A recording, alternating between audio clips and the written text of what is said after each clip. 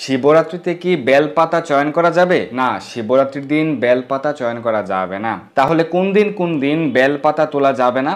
এই সম্পর্কে শাস্ত্রে বলা হয়েছে চতুর্থী, অষ্টমী তিথি, নবমী তিথি, চতুর্দশী তিথি এবং অমাবস্যা তিথি এবং সংক্রান্তি এবং সোমবারে বেলপাতা চয়ন করা যায় না। তো যেহেতু শিবরাত্রির ব্রত হচ্ছে এই ফাল্গুন মাসের কৃষ্ণপক্ষের চতুর্দশী তিথিতে, তাই চতুর্দশী তিথিতে বেলপাতা চয়ন করা যাবে না এবং অমাবস্যাতে, চতুর্দশীর পর দিন হচ্ছে অমাবস্যা তিথি, বেলপাতা চয়ন করা যাবে না। তাই আপনারা ব্রতের আগের দিন বা এর আগ থেকেই বেলপাতা চয়ন করে রেখে দিবেন।